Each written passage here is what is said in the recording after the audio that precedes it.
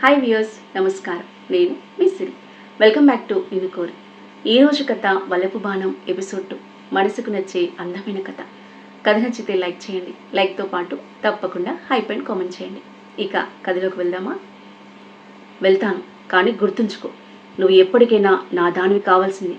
నేను కోరుకుంది నాకు కాకుండా పోవడం ఇప్పటి వరకు జరగలేదు. ఎర్రబడిన మొహంతో రివన కార్ రివర్స్ చేసుకుని వెళ్ళిపోయాడు హేమంత్. ఇడియట్. తిట్టుకుంటూ ఇంటికి కదిలింది వైష్ణవి. ఏం చెప్పావు ఆ అమ్మాయికి నా గురించి? తుఫాన్లా గదిలోకి దూసుకువచ్చి కొట్టినట్టుగా అడుగుతున్న హేమంత్ కేసి అయోమయంగా చూశాడు డాక్టర్ అరవింద్. ఆఖరి పేషెంట్ని చూసి పంపి అప్పుడే రిలాక్స్ అవుతున్నాడు అతను. అమ్మాయి ఎవరు? వైష్ణవి. ఓ, ఆ అమ్మాయా? జాగ్రత్తగా ఉండమని చెప్పాను. అరవింద్ తేలిగ్గా నవ్వడానికి ప్రయత్నిస్తూ అన్నాడు. అంటే అంత ప్రమాదకరమైన మనిషినా నీ ఉద్దేశం? చా, నీ గురించి అంత చెడ్డగా నేనెందుకు చెప్తాను? నువ్వొక తుమ్మెదవని, కొత్త పువ్వుల వేటని హాబీ అని మాత్రమే చెప్పాను. ఇంతకీ ఏం జరిగింది మిత్రమా? మిత్రద్రోహివి. పొడిచినట్టుగా మిత్రమన్న పిలుపెందుకు? కొరకరా చూస్తూ అన్నాడు హేమంత్. చెప్పాను కదా, చెడ్డ పని చేయడంలో సహకరించేవాడు మిత్రుడు కాదని. చెడ్డ పని చేయకుండా అడ్డుపడేవాడే అసలైన మిత్రుడు. నేనే నీకు అసలైన మిత్రుడివని ఏనాటికైనా తెలుసుకుంటావు నువ్వు. మళ్ళీ ఆమె ఎక్కడ కలిసింది? పళ్ళు రాలగొట్టిందా? చెంపలు వాయగొట్టిందా? నీ గరం గరం ఫేస్ చూస్తుంటే ఈ రెంటిలో ఖచ్చితంగా ఏదో ఒకటి అయ్యిందనిపిస్తుంది. మోహన్లోకి చూస్తూ అన్నాడు అరవింద్. హేమంత్ మౌనంలోని అతని సమాధానం అర్థమైంది అరవింద్కి. ఈ ఆడపిల్లలు ఎంత తొందరగా అపార్థం చేసుకుంటారు. కాస్త చనువుగా మాట్లాడగానే మీద పడి బలాత్కారం చేసినట్టుగా ఫీల్ అవుతారు. నిట్టూరుస్తూ అన్నాడు అరవింద్. ఇదంతా నువ్విచ్చిన కలర్లే. నన్ను నిందించకుండా ఉండవా నువ్వు? నేను ఆమెతో స్నేహం పెంచుకోవాలని చూసింది నిజమే, కానీ ఇన్నాళ్ళ కథకి భిన్నంగా ఆమెను శాశ్వతంగా నా దాన్ని చేసుకోవాలనుకున్నాను. ఆమెను తొలిసారిగా చూడగానే నేను ఇంతకాలం వెతుకుతున్న అమ్మాయి తనే అనిపించింది. ఓహో, పెళ్ళి కాకుండా ఆమె లొంగదు కాబట్టి పెళ్లి చేసుకుని మోజు తీరగానే ఓ ఎంగిలాకులా ఆమెను విసిరేస్తే సరిపోతుంది అనుకున్నామన్నమాట. మాస్టర్ ప్లానే. అరవింద్ మాటలకు చురుగ్గా చూశాడు హేమంత్. మోజు కోసం పెళ్ళనుకుంటే నాకు ఇదివరకు ఎన్నో పెళ్ళిళ్ళు రద్దయ్యేవి. పెళ్ళంటే నాకు చాలా పవిత్రమైన అభిప్రాయం ఉన్నారు. లేకపోతే ఇంతకాలం పెళ్ళికి దూరంగా ఎందుకుంటాను? పెళ్ళంటే మనసా వాచా కర్మన ఒకరికొకరం అంకితం కావడమని నా అభిప్రాయం. నాకున్న వీక్నెస్ అమ్మాయిలు. పెళ్ళంటే నా స్వేచ్ఛకు నేనే సంఖ్యలు వేసుకోవడం అన్నమాట. ఆమె నాదైతే నేను సంతోషంగా ఈ సంఖ్యలను తగిలించుకుంటాను. ప్రామిస్ అన్నాడు హేమంత్. ప్రామిస్ ఎవరికి? ఆమెక నాకా? నీ ద్వారా ఆమెకు. అంటే పెళ్ళిల పేరేయగా ఈ పెళ్లి బాధ్యతను నువ్వు స్వీకరించడం అన్నమాట. హేమంత్ మాటలకు కాస్త కూడా సంతోషం కలగలేదు అరవింద్కి. హేమంత్ విశృంఖల జీవితానికి స్వస్తి చెప్పాలని, పెళ్లి చేసుకుని ఓ ఇంటివాడు కావాలని కోరుకున్న ఆప్తులు తను ఒకడు. కానీ ఆ శుభపరిణామం వచ్చేసరికి కాలాతీతమైంది. అరవింద్ లేచి వెళ్ళి బీరువాల నుంచి ఏవో కాగితాలు తెచ్చి అతని ముందు టేబుల్ మీద విసిరి కొట్టినట్టుగా వేశాడు. ఏంటవి? కనుబొమ్మలు ముడివేస్తూ అడిగాడు హేమంత్. నీ మెడికల్ రిపోర్ట్స్. ఇప్పుడెందుకు ఇవి? నీ స్వేచ్ఛ ప్రణయానికి ఫలితం ఇది. నువ్వు పెళ్లికి అనర్హుడివి. ముఖ్యంగా తండ్రి కావడానికి అర్హత పోగొట్టుకున్నావు. నువ్వు పెళ్లి చేసుకుని తండ్రివి కావాలని ఆశపడితే నీకు ముత్యాలంటి పిల్లలు పుట్టరు. మృత శిశువులో లేక ఈ బుద్ధిమాంద్యం అంగవైకల్యంగల పిల్లలు పుడతారు. నీ సుఖలాలస నీకిచ్చింది సుఖరోగం. కోరి ఒక్కోరు చూసావు కదా, ఒక్కో బహుమతిని పొందావు. ఇక నుండి నీ జీవితంలో ఏడుపులే తప్ప నవ్వులుండవు. ఆ ఏడుపుని మరో ఆడదానికి ఎందుకు పంచుతావు? దారుణం కదూ? కసిగా కోపంగా అడిగాడు అరవింద్. హేమంత్ ముఖం రక్తమంతా ఇంకిపోయినట్లుగా తెల్లబడింది. ఈ పెళ్లి ప్రస్తావన లేకపోతే ఇంత చేదు నిజం నీకు చెప్పేవాణ్ణి కాదు. రోగమేమిటో చెప్పకుండానే ట్రీట్మెంట్ ఇచ్చేవాణ్ణి. అరవింద్ ఇంకా అదే కోపంతో కొనసాగించాడు. అమృతం అనుకుని ఆస్వాదించావు, అదిప్పుడు విషతుల్యమైంది. ఋషులైన కామం పాపమని లేదు, తప్పని లేదు. అయితే అది సృష్టి కోసమే చేసే పవిత్రమైన కార్యంగా భావించారు.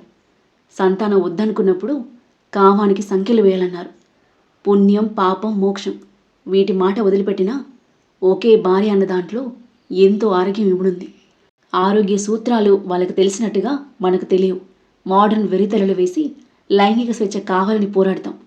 ఆ స్వేచ్ఛ ఎన్నో ట్రాన్స్మిటర్ డిసీజెస్కి కారణమై మృత్యు ద్వారాలు తెరిచి బ్రతికుండగానే నరకాన్ని చవిచూపుతుంది.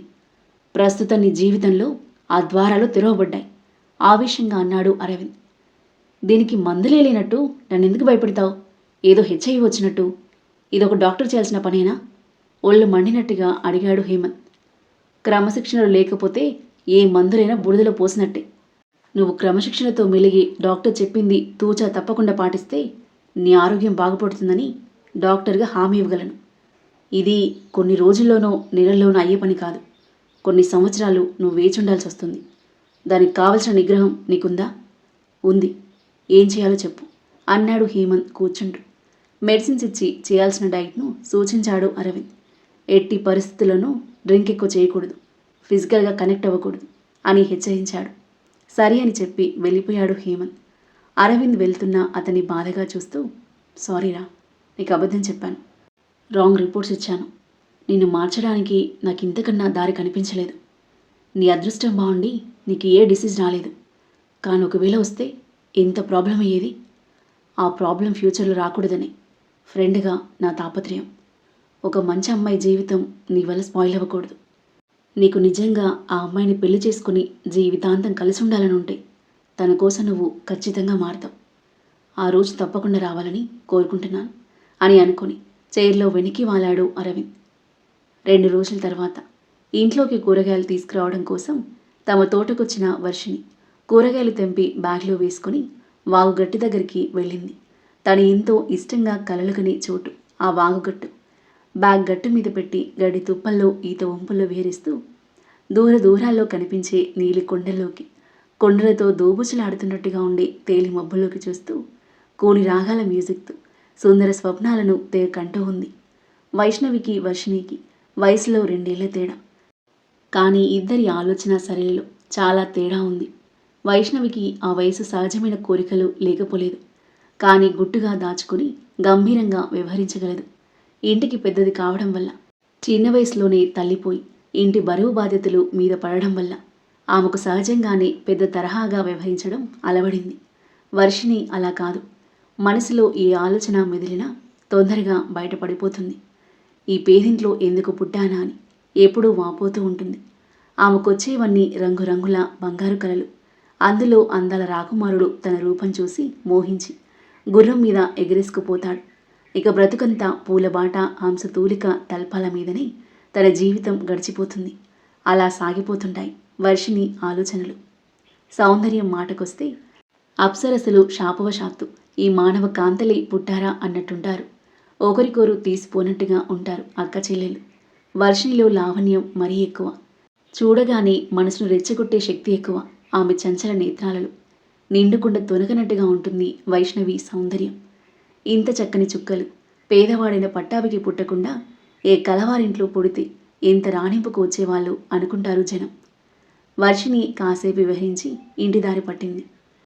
దారిలో సుగంధ పరిమళాలు వెదజల్లే సంపెంగ చెట్టు పువ్వులతో కలకలలాడుతూ కనిపించింది. ఆ పువ్వులు కోయడానికి ముందు వెనుక చూసుకోకుండా పరిగెత్తింది వర్షిని. చెయ్యలా ఎత్తి కొమ్మ అందుకుందో లేదు, నుదుటి మీద బగ్గుమన్నట్టుగా ఏదో కుట్టింది. కెవ్వున కేక పెట్టి కొమ్మను వదిలేసి నుదురు పట్టుకుంది. నిప్పు పెట్టి కాల్చినట్టుగా బగ్గుమంటుండి కళ్ళలో గిరున నీళ్లు తిరిగాయి వర్షినికి. సరిగ్గా అదే సమయంలో అటుగా వచ్చిన ఒక యువకుడు ఆమె కేక విని వడివడిగా దగ్గరకొచ్చాడు. ఏమైంది అంటూ. హఠాత్తుగా ఒక అపరిచితుని చూసిన బెదురుతూ 2 అడుగులు వెనక్కి వేసి అతడి కేసి కళ్ళ విప్పాచుకు చూడసాగింది వర్షిని. అతడికి 25 ఏళ్లుండవచ్చు. అతని మెడలో గోల్డ్ చైన్తో పోటీ పడుతుంది అతని మేనిఛాయ. సన్నని మీసకట్టుతో తెల్లటి టీషర్ట్ ట్రౌజర్లు నవ మన్మధుడిలా ఉన్నాడు.